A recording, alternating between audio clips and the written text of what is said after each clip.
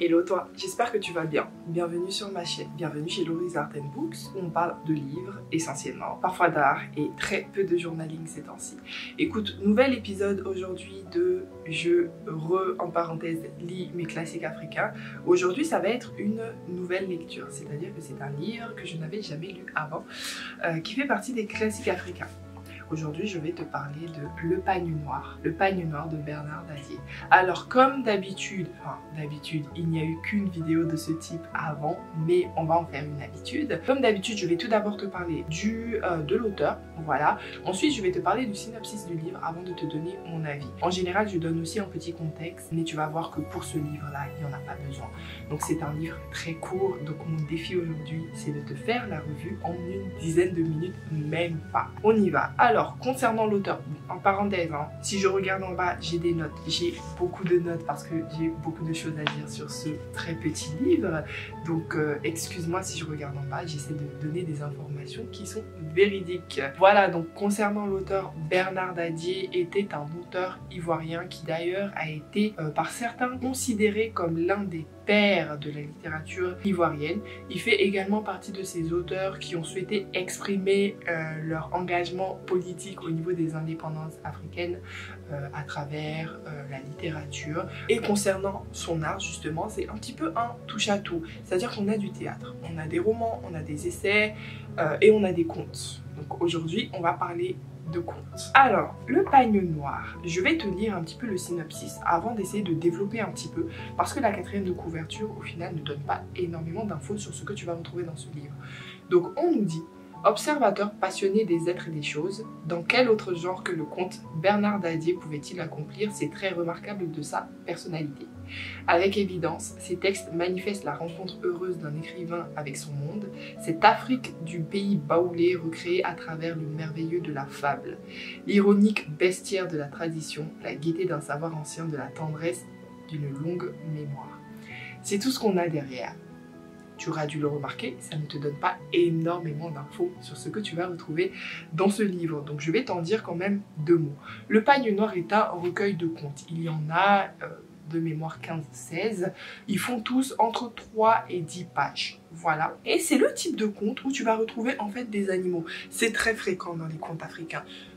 Les contes occidentaux que j'ai lus n'ont pas autant ce trait de personnalité, entre guillemets, dont je viens de parler, mais en tout cas en Afrique, en général quand il y a un conte, il y a toujours des animaux qui parlent et qui se comportent en fait un petit peu comme des humains. Bien sûr en gardant leur trait animal qui est souvent même, on va dire, tourné en dérision pour représenter un aspect de la personnalité humaine. Ici ça va être la même chose, on va avoir toutes les espèces confondues qui vont être là, y compris l'espèce humaine, n'est-ce pas? Et on va avoir un point en commun dans tous ces contes, ça va être le personnage principal qui va être de mémoire, quasiment à chaque fois le même. Je ne me rappelle pas d'un seul conte à part le premier, donc Le Pagne Noir. D'ailleurs, le titre est tiré tout simplement du titre du premier conte qui s'appelle Le Pagne Noir. Donc de mémoire, dans le premier conte, il n'y a pas le personnage principal dont je vais te parler, mais à part ce premier conte, il est toujours là. Il s'agit de Kaku Ananze, l'araignée. Alors on va passer un petit peu à mon avis maintenant. Donc comme d'habitude je vais commencer par la plume. Bon, la plume n'a pas été extraordinaire, disons qu'elle est en accord avec ce dont j'ai l'habitude dans ce type de livre là. C'est-à-dire que c'est une plume distinguée sans être trop compliquée. D'ailleurs je tiens à préciser que j'ai remarqué une petite touche théâtrale dans les échanges entre les personnages qui peut parfois perdre étant donné que ce n'est pas une pièce de théâtre, donc on n'a pas l'aspect visuel.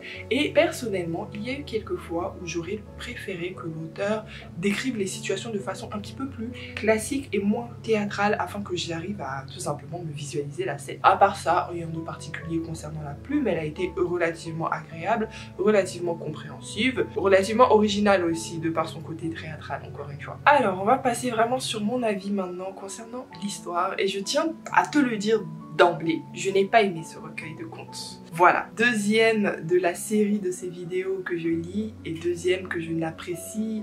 Celui-là j'ai pas aimé, l'autre je l'ai plutôt apprécié mais c'était un peu moyen. Je n'ai pas aimé Le Pagne Noir Et je vais t'expliquer pourquoi. Comme je te l'ai dit dans le synopsis, dans la partie synopsis de ma vidéo, il y a un point commun, un fil rouge entre tous ces contes, qui est le personnage principal. Je tiens à préciser que je dis fil rouge, mais les histoires n'ont rien à voir. D'une histoire à une autre, on passe du coq à l'âne et il n'y a pas de rapport de conséquence, si tu veux, entre une histoire, entre la fin d'une histoire et le début de l'autre, en fait. Donc de ce côté-là, elles sont toutes différentes. Là, le seul point commun, c'est le personnage principal. Et ce seul point commun a suffi à faire que je n'aime pas tout le recueil de contes. Tout simplement parce que de 1, on a un personnage principal qui n'est pas du tout appréciable. Ce qui peut être compréhensible. Désolée. Pourquoi? Parce que la structure des contes, en tout cas en Afrique, est faite de telle sorte qu'à la fin des contes, tu apprends quelque chose. Donc le personnage principal doit toujours avoir des caractéristiques peu appréciables, au moins une ou deux, afin qu'il puisse apprendre quelque chose à la fin de son périple. Le problème est que Kaku Ananse n'a quasiment que des points négatifs concernant sa personnalité. On a un personnage principal qui est imbu de sa personne, qui est égoïste, qui est très moqueur, très blagueur, mais dans le vraiment mauvais côté du sens. En fait, même quand ça touche à sa famille, même quand ça touche à ses meilleurs amis. Donc tu comprendras que j'ai pas forcément apprécié le lire de cette personne. Et au final, j'ai envie de dire qu'à la fin des comptes, je n'étais pas sûre qu'il apprenne grand chose en vrai. Parce qu'il lui arrivait des crasses, mais quand tu le lisais parler, j'allais dire quand tu l'entends parler, mais non, quand tu le lis parler à la fin, tu te dis, t'as pas appris grand chose au final. Enfin bon, à part cela, j'ai trouvé le récit très répétitif, c'est-à-dire que les 5 premiers contes ont été assez différents les uns des autres, j'ai bien apprécié, mais en ayant le même personnage principal à chaque fois, c'est-à-dire en ayant à chaque fois les mêmes traits de caractère corrigés à chaque fois, bah on ne peut que constater que les histoires se répètent. Voilà, c'est pas les mêmes personnages, c'est pas les mêmes situations, c'est pas la même mise en scène peut-être, mais moi je retrouvais à chaque fois la même chose et ça a fini par me gaver. En plus de ça, comme je te disais juste avant, il y a un petit souci selon moi, un petit décalage entre la façon d'écrire qui peut être très théâtrale et notre capacité à imaginer les choses. On est quand même dans des contes très imagés où les personnages principaux la plupart du temps sont des araignées, mais en même temps on a une mise en scène un petit peu théâtrale qui nous empêche de visualiser la chose. Je donne un exemple, jusqu'à la fin du recueil de contes, je n'étais pas sûre que Kaku Ananse, l'araignée, c'est dans son nom, hein, Ananse l'araignée, était vraiment une araignée ou pas. Parce qu'on est quand même dans une configuration où on a des animaux un peu partout, donc je me suis dit, bon, c'est peut-être vraiment une araignée, mais quand on nous décrivait ce que l'araignée faisait, je veux dire physiquement, et comment je me représente à quoi ressemble une araignée, je vais peut-être mettre une image ici pour qu'on soit d'accord sur cette base, et ben ça n'allait pas. Pour moi, les araignées physiquement ne peuvent pas faire beaucoup de choses que Kaku Ananse faisait. Ensuite, j'ai fait des recherches sur internet pour voir comment les gens se représentaient le personnage, et parfois c'était un humain, enfin la configuration humaine, et parfois c'était une araignée, et parfois c'était un crossover humain-araignée assez bizarre. Donc ça fait que je pense que je ne suis pas la seule à avoir eu du mal à m'imaginer le personnage principal. Donc déjà ça perd. Et ça, ce n'est qu'un exemple. En réalité, dans beaucoup de contes, j'ai eu du mal à me représenter exactement comment se passait ce qui se passait. Bon, voilà, je ne sais pas trop ce que je peux rajouter sur mon avis à cela. Je n'ai pas aimé ce recueil, même pour les plus jeunes, je ne suis pas sûre que je le conseillerais. Il n'y a rien de problématique, il n'y a rien, enfin si, mais bon, c'est des choses acceptables, on va dire, c'est des choses qui font partie du personnage. Donc il n'y a rien qui en soi, pour moi, soit problématique et pour lequel je déconseillerais ce recueil, mais en tout cas je ne l'ai pas aimé, et en tant que classique pour moi c'est vraiment très léger. Genre quand j'ai fini ça, je me suis dit quel était le niveau de pas d'écriture mais des œuvres qu'on avait à disposition pour considérer que cela est un classique. Je suis désolée monsieur Bernard Dadier de dire ça, mais voilà, ça vole pas très haut à mon avis. Après je tiens à préciser que l'auteur a quand même une bibliographie bien pleine. Comme je vous ai dit, il a rédigé des essais, il a fait des pièces de théâtre, il a fait un roman, il me semble que c'est Un Africain à Paris ou Un Noir à Paris, je suis pas sûre.